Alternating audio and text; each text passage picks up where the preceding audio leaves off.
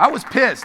By the time I got out of high school, I was like, I'd had enough of this. 18 years of my life, people telling me I can't do it, telling me the only thing you'll ever do is become an aircraft mechanic.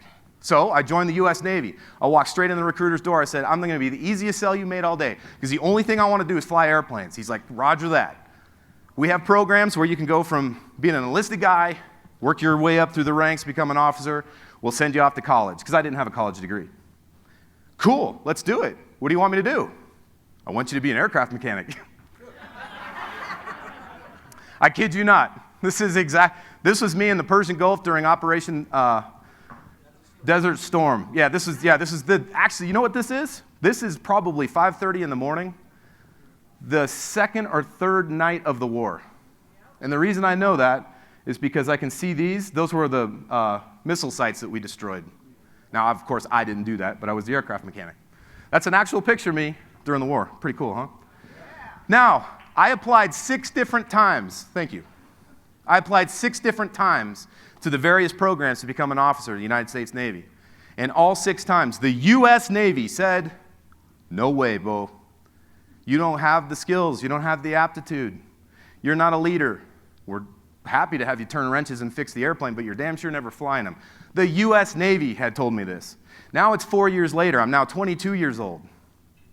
The economy was not great. The job market was soft. And I had a decision to make. Either accept a promotion, stay in the Navy, and keep turning wrenches on the jet for the next 20 years, or go to the edge, step off into the abyss, and see what happens.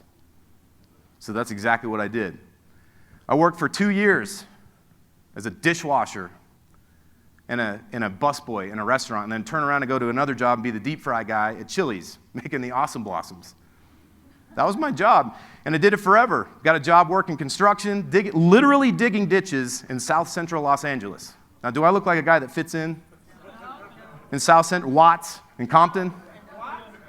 No. The only difference between the way I look now and how I looked back then is I'm probably about 20 pounds heavier, and I had hair down to my shoulders. But other than that, I pretty much look the same. Not in Watts. Not a good place to be. But I busted my butt, and I went to community college. I got my grades up. Took the SAT, I'm not joking, 12 times until I got it right, and actually got accepted to the University of Colorado at Boulder. Thank you.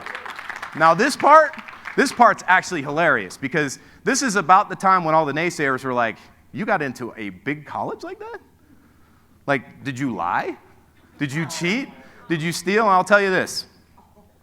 If anybody ever asks you to make a toast, this is the toast. Here's to lying, cheating, and stealing. Serious.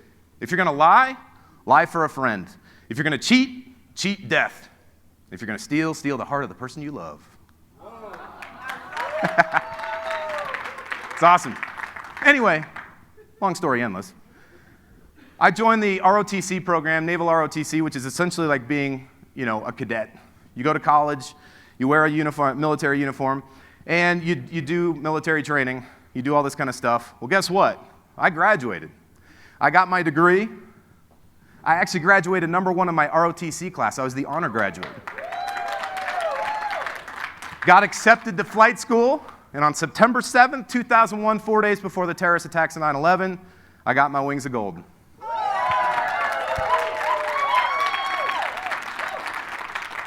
Mission accomplished, baby.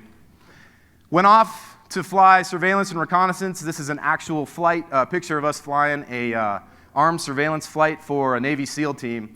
This is in the daytime.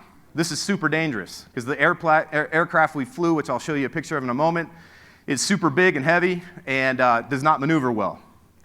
It was kind of a bummer, because I wanted to be a fighter pilot, so that whole dream of being a Blue Angel was instantly gone. But the Navy decided they needed, guys to fly this kind of mission, and I was at the top end of my class, so I got selected to fly them, and I didn't ever get to fly jets. But I did get to do this.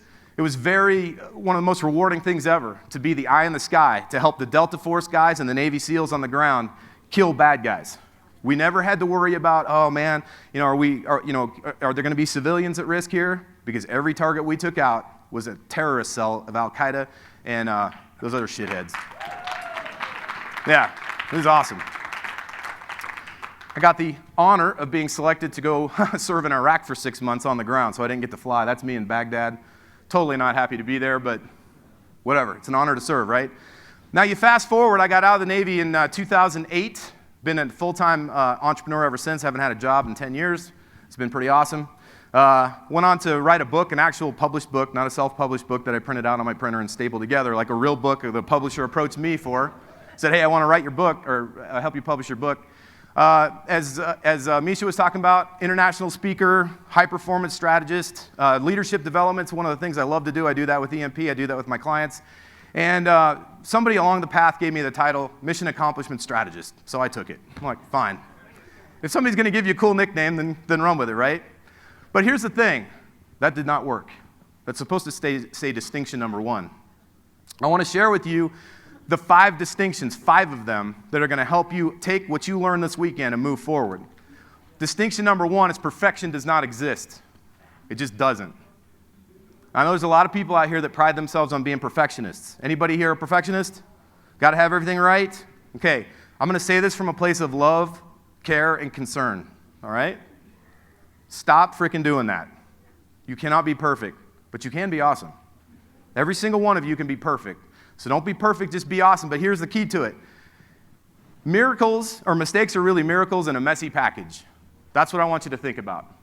When you make a mistake, it's literally a miracle. Just like what Tyson was talking about. Marketers don't have bad things happen to them. They have great opportunities to create ad copy, right?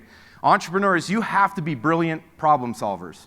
That's what being an entrepreneur is. It's not about being a guy that makes money or a woman that's really great on stage and can turn on a Facebook Live. An entrepreneur is a problem solver. Does that make sense? Yeah. If you want to make a crap load of money in business, whether it's with SAN or your own program, your own brand, the best thing you can do is position yourself as a solution provider, a problem solver, somebody who gets to the root and gets the solution out. You are also not your results. Sorry, I formatted. This is my bad.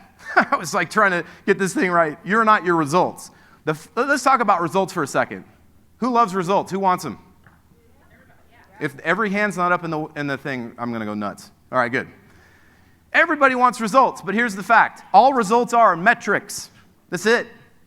People get so obsessed over results. I got to make sales. I got to make this thing work. If this doesn't work, oh my God, I got to get an ROI. I took out a huge loan, blah, blah, blah. And they start wrapping themselves up around a big snarl inside their head, don't they? I know this isn't you, but maybe it is. The fact is, all the results are an indication of the quality of your plan and your execution. An indication of the quality of your plan and your execution. Now, if you get a crappy result, it doesn't necessarily mean your plan was bad. Maybe it's just your execution. And by the other way, it doesn't necessarily mean your execution was bad. You might have executed to the precision, like exactly what you were supposed to do, but the plan itself wasn't really in alignment with the result you were going for. Do you see that? So this is the fact. Get away from this obsession over results and realize that it's really just evidence of the quality of your execution and your plan. All right? Is that fair enough? Does that give you at least a little bit of, I can breathe now? You, my friends, are not your results. We had some amazing people come up here that have gotten incredible results. 6-figure earner. It's very easy to go, I'm a 6-figure earner, and all of a sudden create that identity for yourself. I'm a 6-figure earner until something happens to you like what happened with Rich and Ace, and the bottom falls out. And all of a sudden you're like, I'm not a 6-figure earner anymore. Or I'm not an entrepreneur. I'm not a Navy pilot anymore. You start going into this like deep depression trying to figure out who or what you are. Well, guess what? You can bypass that crap by getting past this. You're not your results. So if you're getting or not getting results, do not turn it into a personal attack on yourself. As they say, get over yourself, right? Yeah. This business is about you. It's driven by you, but it's for other people. Does that make sense? You're here to influence, impact, and help move people. That's the difference. Does that make sense?